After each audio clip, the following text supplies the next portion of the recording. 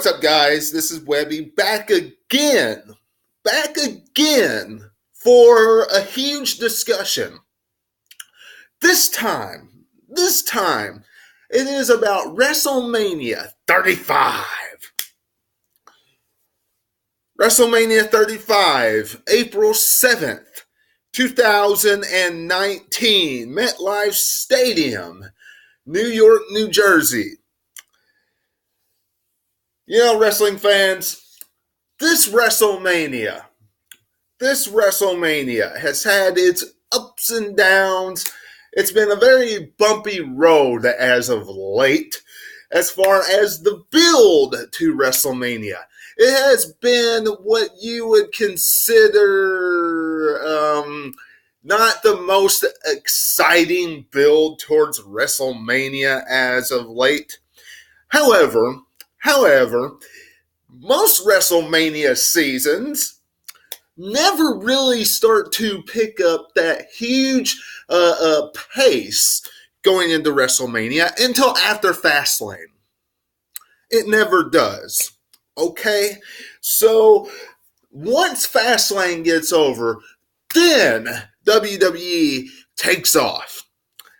And what we saw this past Monday on Raw is a prime example that WWE is about to take off with some of its big matches. One in particular, Triple H and Batista, because Batista just crashed Ric Flair's 70th birthday party. After Fastlane, we will know who will be the WWE champion going into WrestleMania 35. I, for one, still think it's going to be Daniel Bryan. After Fastlane, we will start seeing Brock Lesnar a little bit more on Monday Night Raw, going head-on-head with Seth Rollins. We'll see Paul Heyman a little bit more when Brock Lesnar is not there. Building towards their epic encounter. Will Seth Rollins be able to burn it down at WrestleMania 35 and rip away the Universal Championship from the Beast? At WrestleMania 35, I am convinced that hashtag Kofi Mania is going to run wild, run all over MetLife Stadium in the WWE Championship picture. I don't know about you wrestling fans, but after what we saw this past Tuesday on SmackDown Live, that is going to happen. Whether it is a one-on-one encounter or it's a triple threat matchup, Kofi Kingston is getting that main event spot for SmackDown Live's WWE Championship matchup. He is. Hands down, the New Day is going to bring it to WrestleMania in that main event spot. With all this being said about WrestleMania, it appears to me, for the first time in such a long time, finally, the WWE, with all of this, plus the women's championship matchup, Ronda Rousey, Charlotte, and Becky Lynch going to be added. I am 100% convinced of that. That the WWE is giving the fans hashtag the fans WrestleMania. Hashtag fans mania. Guaranteed. This is what they are giving. For the first time in a long time, the fans are getting their mania. For so long, we have seen WrestleManias where they have just been matches that we haven't really cared about. Not saying they have not been good matches that's taken place once we've seen them. But as far as those are the matches that we genuinely wanted to see at WrestleMania, no. Prime example. Shane McMahon versus AJ Styles. Now, no doubt in my mind that was the best match at WrestleMania 33. But was that the match that we wanted for both of those stars? No, it was not. Prime example. John Cena and Nikki Bella to take on The Miz and Maurice. Very intriguing story going into WrestleMania, but the match was an epic flop. What about all the times we saw Brock Lesnar and Roman Reigns? Did we really want to see Brock Lesnar versus Roman Reigns get main events after main event at WrestleMania? No. One of those main events before WrestleMania 35 should have been Brock Lesnar and Seth Rollins. I don't care what anybody says. Majority of the people out there that are watching this right now would agree with me.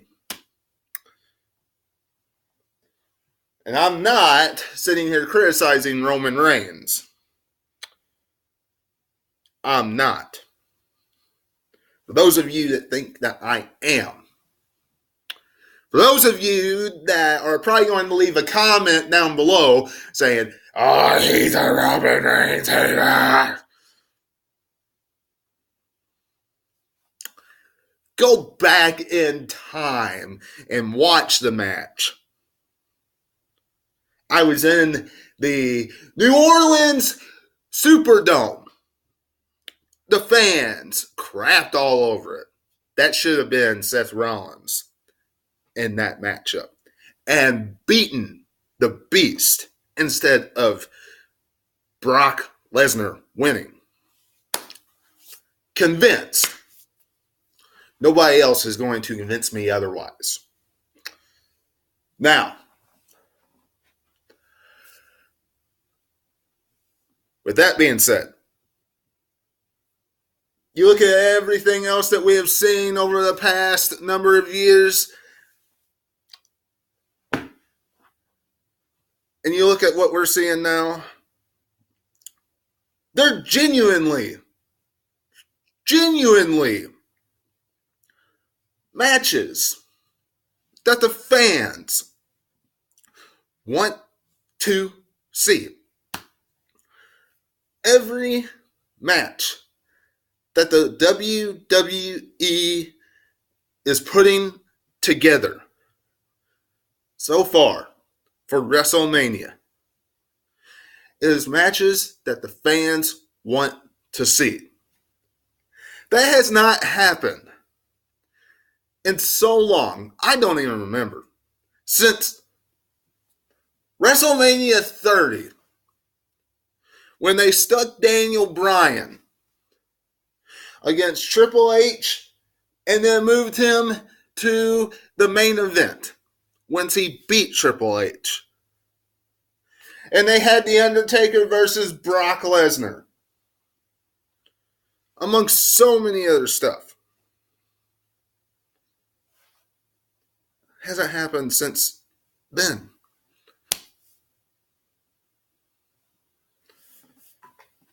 This WrestleMania, by far, is the people's WrestleMania. I only hope that the undercard and the middle card that they lay out is what the people want as well. You know, I'm going to do a different video on this, but I'm going to talk about this briefly here. Okay? There's one thing that is missing this WrestleMania season so far. Now, Fastlane is not here yet. And quite frankly, I think everybody knows what I'm about to say. And if this superstar does not show up at WrestleMania, you know, everybody's been saying it is his time to go. I happen to agree that it is this superstar's time to go, and it has been for quite some time. It has been. The Undertaker's time to go because of match quality, because quite frankly, I mean, it's just, for the most part, it's just so hard to see him go out there and wrestle and barely be able to do it anymore. However, wrestling fans, if he does not show up at all during this WrestleMania season, I can tell you, it shows. It shows. And if anybody says it doesn't, I don't know what kind of a wrestling fan you have been over the past number of years. But anyway, that's what I have to say briefly about it. And I'm going to do a separate video about some of the things that are missing about this WrestleMania season and why it's kind of lackluster compared to others. But overall, this WrestleMania that WWE is about to have, for the first time in a very long time, it is the people's WrestleMania. And I'm leaving on that note. Hope you enjoyed this.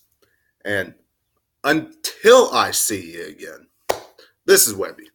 And I'll catch you on the other side. Talk to you later.